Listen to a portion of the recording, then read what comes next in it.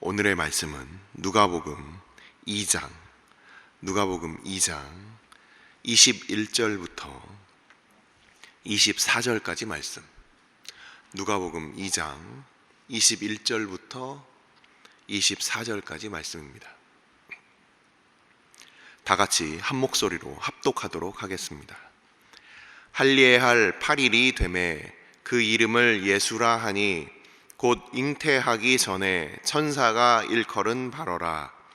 모세의 법대로 정결 예식의 날이 참에 아기를 데리고 예루살렘에 올라가니 이는 주의 율법에 쓴 바 첫 해에 처음 난 남자마다 주의 거룩한 자라 하리라 한 대로 아기를 주께 드리고 또 주의 율법에 말씀하신 대로 산 비둘기 한 쌍이나 혹은 어린 집 비둘기 둘로 제사하려 함이더라.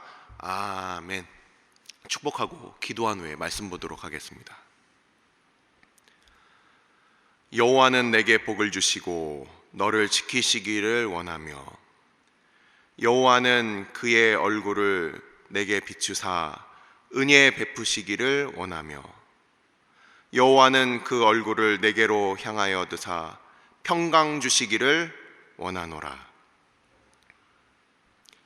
아버지, 주님께서 이 땅 가운데 오셔서 우리에게 오시고 함께 하셨던 그 일을 자세하게 설명한 누가의 말씀과 복음을 우리가 함께 살펴봅니다. 이방인으로서 이방인에게 전했던 그 복음, 또한 우리가 이방인으로서 듣고 전해야 할 그 복음, 말씀을 통하여 잘 배우게 하여 주시고 우리 주님 이 땅 가운데 오셔서 낮아지시며 또한 주의 법을 따라 우리 가운데 모범이 되셨던 것들을 이 시간 우리가 살펴볼 때에 성령 하나님께서 말씀의 주인 되어 주시어서 전하는 자와 듣는 자들 마음 가운데 친히 말씀하여 주옵소서. 깨닫게 하여 주옵소서. 따라 살게 하여 주옵소서. 이 모든 말씀 우리 주 예수 그리스도의 이름으로 감사하며 기도드리옵나이다. 아멘.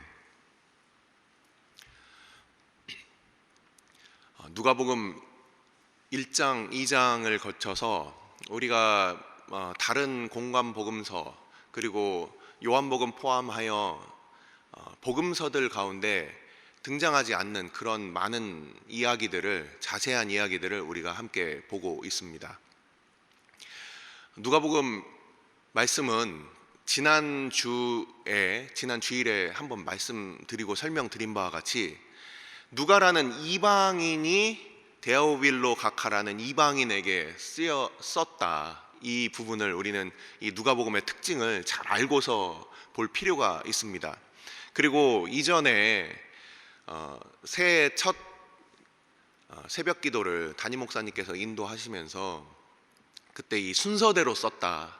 이 부분도 특징으로 우리가 볼 수 있고, 이 나중에 이제 우리가 누가복음 8장 1절, 2절 부분 3절까지를 보시면 누가복음은 다른 복음서들과 좀 다르게 그 약자, 당시의 사회적인 약자의 그 관점에서 또 이렇게 쓰여진 부분이 있습니다. 8장 1절부터 3절까지를 보시면 예수님을 따랐던 여인들에 대한 이야기가 굉장히 상세하게 등장을 합니다.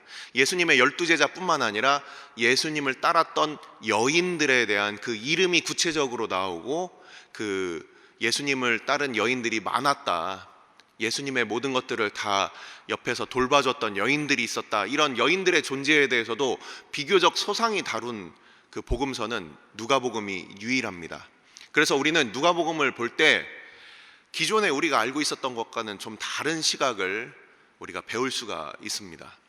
그래서 누가복음 1장, 2장 지금 계속 보면서 어떤 부분들, 우리가 그냥 상식적으로 알고 있었지만 놓치고 있었던 부분들을 다시 한번 보면서 오늘 본문까지 이어지도록 하겠습니다. 지난 한 주 동안 우리는 누가복음 1장을 보면서 1장과 2장을 함께 보면서 어떤 일이 있었습니까?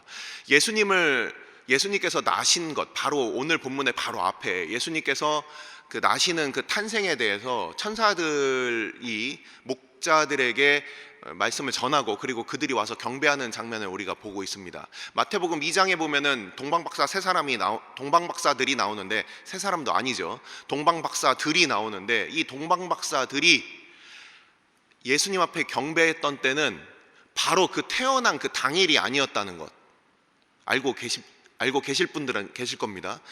동방박사가 찾아온 날은 태어난 당일이 아니다. 구유에 강보에 쌓인 어린아이가 있었던 것은 목자들이 와서 경배했던 때고, 동방박사들이 왔을 때는 예수님 오늘 읽은 이 본문에 예수님의 정결례까지도 이미 끝나고 왔던 그런 때이다. 이런 부분들에 대해서 성경을 좀 자세하게 보신 분들은 아시겠지만, 그냥 다 세상 말로 짬뽕해서 보신 분들은 아마 그날이 그날 아니야 이렇게 생각하시는 분들도 많이 계실 거예요. 근데 그날이 그날이 아닙니다. 자, 그리고 또 어떤 부분이 또 우리가 놓치는 부분들이 있습니까? 자, 우리는 또 바로 이 위에 1장 마지막 부분을 보시면은 사가랴가 이제 천사의 전해준 말을 듣고 그가 믿지 못하는 가운데 말을 못하는 장면을 우리는 잘 알고 있습니다. 말을 잘 못하는데, 이 요한이 태어난 이후에 이름을 무엇라고 지을까 하다가 이 사람들이 관습대로 사가랴라고 지으려고 하지만 이 엘리사벳이 요한이라고 지읍시다 이렇게 얘기하는 장면을 우리는 다 알고 있습니다. 그때 사람들이 요한이라고 짓는다고 하고서 사가랴에게 손짓 발짓으로 이렇게 몸짓으로 설명을 하자, 사가랴가 서판에다가 요한이라고 그 이름을 썼어요. 그 이름의 뜻이 무엇이었습니까? 야훼 한나, 여호와 하나님께서 한나 은혜를 베푸신다. 야훼 한나 여호한, 이게 바로 요한이라는 이름이에요. 여호와께서 은혜를 베푸신다, 이것이 바로 요한이라는 뜻이었죠. 이전에 그 이름이 없었기 때문에 그 요한이라는 이름을 사람들이 생소해했지만, 이 엘리사벳과 그리고 이 사가랴, 이 두 사람에게, 사가랴에게 처음 천사가 나타나서 말씀을 전할 때 이름을 요한이라고 지으라고 했고, 엘리사벳도 요한이라고 지으라고, 이렇게 두 부부가 함께 요한이라는 이름을 사용했다라는 것, 이것을 우리는 이 바로 전에 있는 문맥에서 보게 되는 거예요. 자, 오늘도 한번 봅시다. 오늘 본문을 보시면 예수라고 이름을 짓는 부분이 나옵니다. 맞습니까? 예수라고 이름을 짓는데, 예수라는 이름을 천사가 누구에게 알려줬습니까? 마리아에게만 알려줬습니까? 요셉에게도 알려줬습니까? 마태복음 1장 그리고 누가복음 2장은 다 읽어보셨을 거예요. 그렇죠? 예, 누가복음 1장도 다 읽어보셨을 거예요. 누가복음 1장을 보시면 거기에 마리아에게 천사 가브리엘이 나타나서 예수라고 지으라고 이야기를 해주고 있습니다. 맞습니까? 그리고 마태복음 1장을 보시면 거기에는 요셉의 꿈에 나타나서 요셉에게 그 이름을 예수라 하라 이렇게 되어 있어요. 그래서 이 세례 요한의 탄생과 예수님의 이 탄생에 있어서 같이 평행적으로 가는 그 이야기들이 있다라는 거예요. 수태고지를 받은 부분, 그게 이제 사가랴가 받고 마리아가 받았던 부분, 그리고 그 이름을 이제 그 어머니와 아버지에게 알려줬던 부분, 그리고 이 예수님의 그 부모에게 그렇게 알려줬던 이 부분들을 우리는 이 성경에 숨어 있는 부분들을 이렇게 볼 수가 있습니다. 그래서 오늘 읽은 이 본문을 보면, 자, 우리가 21절부터 24절까지를 봤을 때 조금 이렇게 주목되는 부분들이 있습니다. 21절과 22절을 하나의 구절로 봤을 때 같이 내용이 이어지죠. 그럼 22절, 23절, 24절에 이 세 가지 본문에 있어서 공통되는 말이 나옵니다. 뭐가 나옵니까? 성경 본문에 눈 감고 계신 분들도 한번 본문 한번 보시면 뭐라고 돼 있죠? 22절에 모세의 법, 23절에 율법, 24절에 율법, 이렇게 세 개로 하나님의 법이 나옵니다. 예수님께서 이 땅에 오셔서 이전에 있었던 그 구약을 폐하러 온 것이 아니라 그것을 온전히 이루러 오셨다는 거예요. 우리가 이 구약에 대하여 잘 알지 못하고, 그리고 하나님의 말씀에 대하여 다 알지 못하고 은혜의 때를 살아가기 때문에 하나님의 말씀을 몰라도 된다, 또는 우리가 지키지 않아도 된다. 물론 그걸 지켜서 구원을 받는다는 의미가 절대 아닙니다. 하지만 그 무지함을 정당화할 수 없다라는 겁니다. 이 예수님께서도 태어나셔서 이 하나님의 그 법대로, 그 하나님의 그 말씀대로 예수님께서 그것을 쫓아서 사셨다는 겁니다. 그래서 이 21절 22절을 보면 이 부분은 어디에 나와 있는 부분이냐, 8일이 되면은 어떤 일을 아이들에게 행하였느냐, 혹시 아시는 분들, 레위기 12장에 나와 있죠. 레위기 12장에 나와 있는데 유대의 관습에서 아이가 낳은 지 8일이 되면 또 하는 일이 있어요. 1장을 보시면 요한이 태어나고 8일이 지나서 그에게 할례를 행하고 이름을 지었다라는 게 있어요. 그래서 이름을 짓는 사건이 바로 할례, 태어난 지 8일째 되는 날 할례를 행하고 이름을 짓는 것이 바로 이 유대인들의 관습과 율법입니다. 레위기 12장 부분을 제가 한번 찾아서 읽어드리도록 하겠습니다. 찾으실 수 있는 분들은 같이 찾아도 좋고요. 레위기 12장 이따가도 또 한 번 더 찾아볼 겁니다. 여덟째 날에는 3절 4절, 여덟째 날에는 그 아이의 포피를 벨 것이요, 할례를 행한다는 뜻이죠. 4절, 그 여인은 아직도 33일을 지내야 사녀리 깨끗하리니 정결하게 되는 기한이 차기 전에는 성물을 만지지도 말며 성소에 들어가지도 말 것이며. 자, 33일, 여인이 아들을 낳으면 7일 동안 부정하고, 그리고 33일 동안 그녀가 이 성소에 들어갈 수가 없는 그런 법률이 바로 이 레위기 12장에 나옵니다. 여자 아이를 낳으면 14일 동안 그 여인이 이제 부정하고, 그리고 66일 동안 그 하나님 앞에 경배하러 갈 수가 없는 바로 그런 가르침이 이 레위기 12장에 등장을 합니다. 근데 그 33일이 지나면, 아이를 낳고 7일과 33일이 지나면 6절에 보면은 아들이나 딸이나 정결하게 되는 기한이 차면 그 여인은 번제를 위하여 1년 된 어린 양을 가져가고 속죄제를 위하여 집 비둘기 새끼나 산 비둘기를 회막문 제사장에게로 가져갈 것이요, 제사장은 그것을 여호와 앞에 드려서 그 여인을 위하여 속죄할지니 그리하면 산혈이 깨끗하리라. 이는 아들이나 딸을 생산한 여인에게 대한 규례니라. 이렇게 나와 있습니다.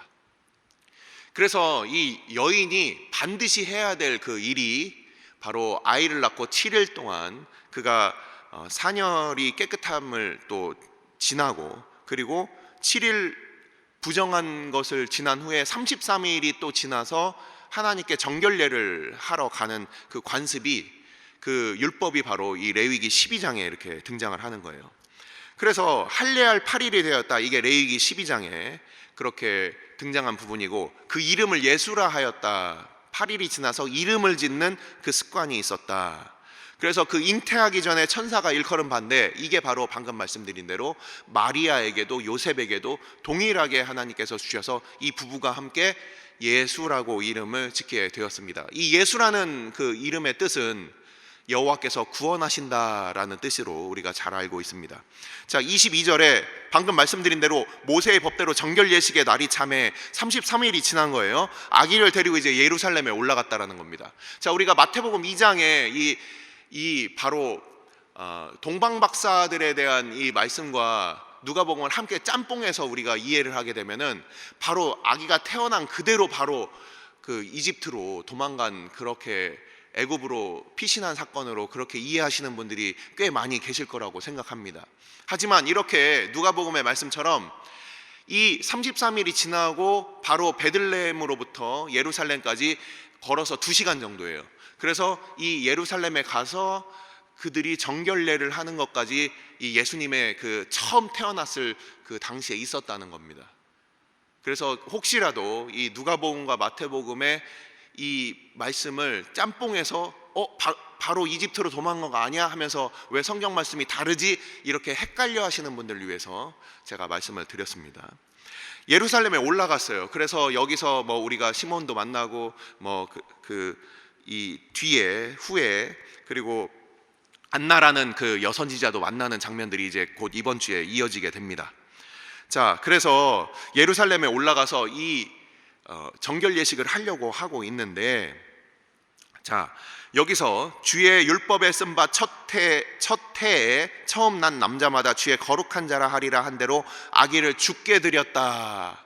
자, 거룩함과 죽게 드렸다 이 말이 나옵니다. 자, 이 부분은 또 제가 또 다른 부분을 찾아 읽어드리겠습니다. 출애굽기 13장 2절과 12절 말씀입니다. 출애굽기 13장 2절과 12절 말씀이에요. 제가 읽어드릴게요.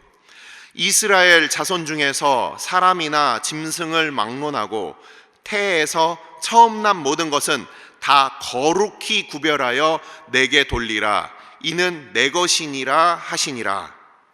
12절 너는 태에서 처음 난 모든 것과 내게 있는 가축의 태에서 처음 난 것을 다 구별하여 여호와께 돌리라.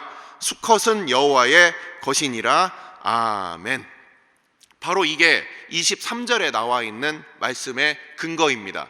출애굽기에 나와 있는 대로 이 첫 태에서 나온 그 수컷 남자들은 다 하나님께 돌리게 되어 있습니다. 그래서 이 당시에 출애굽했던 당시에 이 모든 남자들 첫 장자들의 숫자를 세서 그 숫자가 바로 레위인의 숫자와 비슷했고 나머지 것들은 속전으로 이렇게 돈을 내어서 하나님께 전체 이스라엘이 다 첫 열매를 하나님께 드리는 장면을 우리는 말씀을 통해서 잘 알고 계실 겁니다.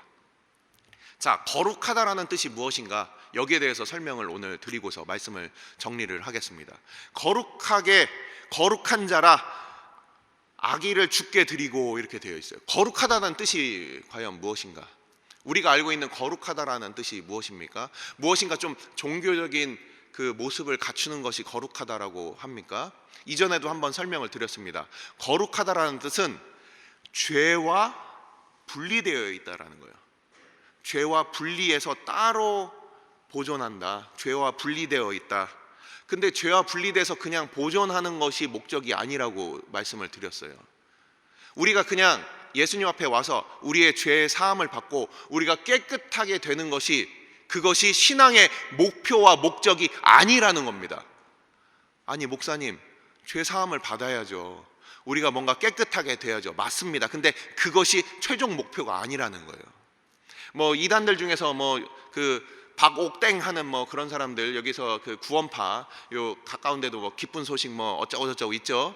그 사람들이 뭐라고 합니까? 죄사함, 거듭남의 비밀 뭐 이러면서 그 죄사함에 이렇게 초점을 맞추는 그런 사람들이 있어요. 근데 그런 이단들의 잘못은 무엇입니까? 이 죄를 사함을 우리가 받고 그리고 거룩하게 된다는 것은 단순히 죄가 없어지는 것이 아니라 그 따로 떼어놓은 것을 하나님께 드린다는 거예요. 하나님의 소유가 된다라는 겁니다. 그래서 거룩하다라는 것은 죄와 상관이 없고 우리가 하나님께 온전히 드려지는 하나님의 소유가 된다라는 뜻이에요. 그래서 우리가 거룩한 주일이라고 하면은 우리가 다른 날들과 다르게 우리가 따로 그 날을 구별하여서 그것을 그냥 구별해 놓는 것만 아니라 그것이 적극적으로 하나님을 위해서 사용된다라는 겁니다. 당시에 유대인의 그 안식일들은 어떤 개념이었습니까? 단순히 일을 안 하는 날이었어요. 하나님께 적극적으로 예배하고 그 병자들을 고치고 하나님의 거룩한 뜻이 이루어지도록 우리의 모든 것을 다 하나님께 드리고 헌신하는 시간이 아니라 예수님께서 병든 자들을 고치시고 손마른 자를 낫게 하시고 그리고 그 중풍병자를 그렇게 일으키시는 그 날이 일을 했다고 생각을 했다라는 거예요. 이 유대인들은. 그래서 그냥 단순히 구별하여 놓는 종교적인 어떤 색채를 입히는 것으로 거기서 멈췄다는 겁니다. 오늘은 주일입니다. 우리는 오늘 거룩한 주의 날이라 이렇게 얘기할 때 단지 뭐 돈을 안 쓴다 또는 우리가 일을 안 한다 이런 것들로 그냥 따로 떨어뜨려 놓는 날이 아니라 이것을 적극적으로 하나님의 목적을 드러내는 날로서 우리가 살고 있느냐, 이것이 바로 주일을 거룩하게 보낸다라는 의미예요. 하나님의 말씀을 배우고 하나님의 말씀을 듣고 우리가 하나님 앞에 그 뜻을 우리가 알아서 그 뜻을 쫓아서 기도하고, 이 모든 것들이 주의 뜻을 적극적으로 나타내는 것이고, 우리가 전도하고 어려운 사람을 도와주고 그들을 돕는 것들이 일이 아니라 하나님의 그 성품과 하나님의 뜻을 나타내는, 바로 그것이 거룩한 날로서 우리가 주일을 지킨다, 이런 의미가 되는 겁니다. 그래서 거룩한 자라, 주의 거룩한 자라 한 대로 아기를 죽게 드렸다, 우리가 하나님 앞에 거룩하게 산다, 이 얘기는 우리에게 주신 이 삶이 세상과는 달리 분리된 삶이고, 이것이 우리가 하나님의 소유로서 하나님께 드려진다라는 이런 의미가 된다라는 겁니다. 자, 이름을 지었다, 22절에 그 21절에 그 이름을 예수라 하였다. 자, 지난 시간에 말씀드린 바와 같이 이 요한이라는 그 이름, 그리고 예수라는 그 이름, 우리가 함께 그 이름을 붙인다라는 것이, 이전에 그 김반성 목사님도 잠깐 그 새벽기도 설교 중에 말씀을 하셨지만, 이름을 붙인다라는 것은 어떤 의미입니까? 이름을 붙인다는 것이, 그것은 아담이 창조의 때에 그 하나님께서 창조하신 그 짐승들을 데리고 쌍으로 올 때 그들에게 이름을 붙였다는 그 의미는 그들의 지배권을 나타내는 거예요. 지배권, 그들의 소유권. 그래서 아버지가 아들에게 이름을 붙인다, 그리고 아담이 짐승에게 이름을 붙인다, 이런 의미들, 하나님께서 이름을 주신 특별한 사람들이 있어요. 하나님께서 이름을 주신 특별한 사람들, 그 사람들은 하나님께서 내가 이들을 소유하고 내가 이들을 통하여 하나님의 거룩한 일을 이루겠다라는 그런 뜻이 되는 거예요. 그래서 이름을 붙인다는 것이 그냥 앞으로 부를 호칭을 붙인다는 것이 아니라 바로 하나님의 소유가 된다라는 거예요. 아브라함이 아브라함으로 하나님께서 그의 이름을 변경시켰다는 것이 바로 내가 너를 다스린다라는 뜻이고, 사레가 사라가 됐다는 것도 하나님께서 이제 내가 너를 다스리고 너를 책임지겠다는 그런 의미가 되는 거예요. 우리의 이름이, 이전에 있었던 우리의 이름이 있지만 우리는 지금 다 그리스도인으로서 그 이름을 새롭게 받아서 삽니다. 바로 우리 주님께서 우리를 통치하시고 우리를 책임지시고 다스리겠다는 뜻이 됩니다. 바로 여기서 나오는 이 예수라는 이름, 요한이라는 이름, 천사를 통해서 직접 주신 그 이름은 하나님께서 이들을 직접적으로 그들을 다스리고 인도하고 하나님의 소유됐다라는 그런 의미가 되는 거죠. 야곱의 이름이 새롭게 이스라엘이라고 이름이 바뀌었습니다. 바로 그 이스라엘이라는 이름 뜻 자체가 하나님과 겨루어 이김이라는 뜻도 있지만 하나님이 다스리신다라는 뜻이 있어요, 그 이름에. 그러면서 이름까지 바꿔주신 거예요. 내가 너를 통치하겠다. 바로 이런 이름에 담겨져 있는 이런 숨은 뜻들도 우리는 오늘 본문을 통해서 보았습니다. 24절을 보시면은 바치는 제물에 대해서 보면 산 비둘기 한 쌍이나 혹은 어린 집 비둘기 둘로 제사하려고 올라갔다. 우리는 당시에 마리아와 요셉이 어떤 형편이었는지를 또 24절을 통해서 볼 수가 있습니다. 자, 어린 양을 원래 드려야 돼요. 아까 우리가 읽었죠, 레위기 12장에. 근데 여기 보면은 레위기 12장 맨 마지막을 보면 8절에 그 여인이 어린 양을 바치기에 힘이 미치지 못하면 산 비둘기 2마리나 집 비둘기 새끼 2마리를 가져다가 하나는 번제물로 하나는 속죄물로 삼을 것이요 제사장은 그를 위하여 속죄할지니 그가 정결하리라. 자, 이 집 비둘기는 굉장히 쌉니다. 굉장히 싼 제물이에요. 어린 양이나 황소보다 훨씬 작고 싸겠죠. 그리고 산비둘기는 가서 잡아오면 돼요. 돈이 드는 게 아니에요. 그냥 정성만 바칠 수가 있어요. 당시에 이 마리아와 요셉이 산비둘기와 집비둘기로 준비했다는 것을 보면은 그 어린 양을 바치기에 힘이 미치지 못하였다. 당시에 그 객사에 머물 곳이 없었기 때문에 외양간에 이렇게 잤다고 우리가 알고 있지만 그들에겐 그만큼 그것을 지불할 형편이 없었던 거예요. 세상에서 아무런 힘도 없는 그런 요셉과 마리아를 통해서 하나님께서는 이 구원의 그 길을 시작하신 겁니다. 아까 말씀드린 바와 같이 누가복음은 이것을 보여주는 거예요. 단순히 그냥 부유한 마리아와 부유한 요셉의 집안에서 태어나게 하신 것이 아니라 이 땅에서 굉장히 소외받고 힘이 없고 그렇게 낮고 천한 자리로 실제 그런 가정에서 태어났다는 것을 우리는 보게 됩니다. 자, 말씀을 마칩니다. 자, 세례 요한의 그 탄생과 그리고 이름을 지어준 사건, 그리고 예수님의 탄생과 이름을 짓는 사건을 우리는 같이 지금까지 이렇게 살펴보았는데, 우리가 처음 얘기한 바와 같이 그렇게 아이를 바랬던 그 요한의 가정 가운데, 그리고 제사장과 좀 뭔가 좀 이렇게 어떤 그 당시에 존경받는 그런 가정 가운데 태어났던 이 요한을 통해서도 하나님께서는 구원의 일을 이루어 가시고, 그리고 아이를 가지면 안 되는 상황이었던 이 마리아의 이런 상황을 가지고 어려운 상황, 그리고 기껍지 않은 상황, 그리고 그것이 기쁨으로 헌신할 수 없는 그런 상황을 통해서도 예수님을 이 땅 가운데 보내주셔서 그 구원을 이루시는 이 사건들을 볼 때 우리는 두 개가 평행하게 가지만 그 두 개의 그 반대되는 사건도 우리가 보게 됩니다. 우리가 즐거울 때나 기쁠 때나 우리가 그것을 간절히 바랄 때도 하나님께서는 그 마음을 기뻐하시면서 하나님의 이 뜻을 이루어 가시고, 때로는 우리가 그것을 주저할 때, 그것이 우리에게 부담이 될 때, 어려울 때도 여전히 하나님께서는 그것들을 주관하시며 하나님의 일을 이루어 간다는 거예요. 오늘날 우리에게 있어서 하나님 앞에 기꺼운 상황도 있을 수가 있고 그렇지 못한 상황들도 있어요. 하지만 하나님께서 그 이름을 주시는, 그 주권적으로 임하시는 그 사건들을 통해서 하나님의 뜻은 여전히 우리의 삶 가운데 이루어지는 겁니다. 우리가 기뻐할 때만 우리가 헌신할 수 있고, 우리가 다 준비가 안 됐을 때는 하나님께 드릴 수 없는 것이 아니라 믿음이 있고 없고의 문제가, 그것이 가장 중요한 것이다. 그것이 누가복음 1장과 2장에서 우리에게 말씀하시는 바로 사람의 상황과 형편을 넘어서는 하나님의 일하심을 우리가 함께 보게 되는 것입니다. 기도하시겠습니다. 우리가 이 시간 함께 기도할 때 세례 요한의 탄생과 우리 예수님의 탄생을 우리가 함께 살펴보고 오늘 본문과 또 복습을 우리가 함께 보았습니다.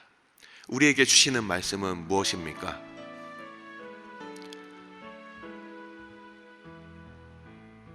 하나님께서 이미 세례 요한을 향하여도, 예수님을 향하여도 이미 하나님의 계획 가운데 그 탄생이 있었다는 거예요. 우리의 삶은 어떨까? 하나님께서 우리를 향하여, 우리의 삶에 대하여 무책임하실까? 우리 주님의 탄생과 그리고 세례 요한의 탄생을 주님께서 그 세세한 것까지 다 준비해 놓으시고 그렇게 인도하여 주셨으며, 이 엘리사벳이라는 여인이 하나님의 은총과 축복에서 그녀가 오랜 시간 동안 나는 소외됐을까 그렇게 고민했지만, 그녀는 하나님의 위대한 계획 가운데 그녀는 너무나도 중요했던 사람이었습니다. 우리의 삶이 하나님의 계획으로부터 소외되어 있을까? 정말 하나님께서는 우리를 돌아보시지 않을까? 엘리사벳의 고백처럼 주님께서 은총을 베푸셨구나. 우리는 우리의 삶을 하나님 앞에 돌아보며 우리가 간절히 바라는 가운데도, 또한 우리가 주저할 때에도 주님, 나에게 나의 삶을 거룩한 삶으로 구별시켜 주시고 주님께 드려지는 하나님의 영광을 드러내는 삶이 되게 하여 주옵소서. 나뿐만 아니라 내가 기도하고 있는 나의 사랑하는 사람들, 또한 내가 사랑하는 우리 교회, 하나님 주님께서 거룩하게 하여 주시고 하나님의 영광을 드러내게 하여 주옵소서. 우리 이 시간 함께 기도하도록 하겠습니다. 아버지께서 주의 백성들 오늘도 인도하여 주시고, 아버지 우리의 삶을 주님께서 인도하여 주시며, 아버지 우리의 형편과 우리의 상황, 우리가 비록 부유하지 못해도, 우리가 비록 건강하지 못해도, 비록 우리가 다른 사람들보다 뛰어나지 못해도 아버지께서 우리의 모든 상황들 가운데 그럼에도 불구하고 하나님의 거룩한 일들, 하나님의 그 영광과 하나님의 구원의 계획이 마리아와 요셉을 통하여 이루어지고, 또한 아버지 사가랴와 엘리사벳을 통하여 아버지 주님 오실 그 요한을 준비시켜 주신 바와 같이, 아버지 우리가 계산할 수 없고 우리가 다 생각할 수 없는 하나님의 거룩한 계획은 오늘도 주께서 주권적으로 이루어 나가심을 우리가 함께 살펴보았습니다. 아버지께서 주의 백성들 오늘도 하나님의 뜻을 쫓아 주의 말씀을 쫓아 살게 하여 주옵소서. 우리의 생각과 우리의 감정과 우리의 형편을 쫓아서 우리가 사랑하는 자들이 아니라 우리 하나님께서, 우리 주님께서 이 땅에 오셔서 주의 법을 쫓아 주의 말씀을 쫓아 아버지 할례를 받으시고 그 이름을 받으신 것처럼 아버지 우리도 주의 말씀을 쫓아 사는 우리의 삶이 되게 하여 주옵소서. 주님께서 우리를 아버지 오늘날 우리 가운데 그 이름으로 불러주시고 우리가 주의 백성 되며 주의 소유된 자들임을 아버지 우리로 기억하게 하여 주셔서 아버지 우리의 이름이 이 땅 가운데 살아가는 우리 자신이 스스로 만들어낸 이름이 아니라 우리 주님께서 주의 백성으로, 주의 거룩한 주의 백성으로, 그리스도인으로 아버지 주의 하나님의 자녀로 살아가는 우리들 다 될 수 있도록 아버지께서 함께하여 주옵소서. 우리 주님께서 그 길을 걸어가시고 아버지 믿음의 백성들이 그 길을 걸어갔던 그 바와 같이 아버지 우리가 상황과 형편이 중요한 것이 아니라 우리에게 믿음의 길을 걸어갈 수 있는 아버지 우리 가운데 굳건한 믿음 허락하여 주시고 오늘 하루도 적극적으로 하나님의 영광을 드러내는 거룩한 성일이 되게 하여 주옵소서. 주의 백성들 다 되게 하여 주옵소서.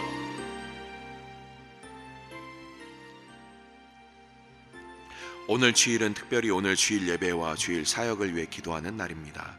이 시간 기도하실 때 오늘 예배가 하나님 기뻐하시며 하나님의 임재가 있는 예배가 되게 해달라고, 오늘 강단을 살려주시고 말씀 전하시는 목사님 위에 성령으로 기름 부어 달라고, 교회 모든 부서와 섬기시는 일꾼들이 먼저 큰 은혜 누리게 해달라고, 계속해서 담임 목사님을 위해 기도해 주시고 함께 동역하시는 장로님들과 교역자들이 사랑으로 하나 되어 온 교회가 성령으로 충만한 가운데 부흥의 역사를 이루게 해달라고, 주일 예배와 사역을 위해 합심으로 기도하신 후에 자유롭게 기도하시면 되겠습니다. 이 시간 기도하실 때 먼저 저를 따라해 주시기 바랍니다. 주여 은혜를 베풀어 주옵소서. 주여 은혜를 베풀어 주옵소서. 다 같이 합심으로 기도하시겠습니다.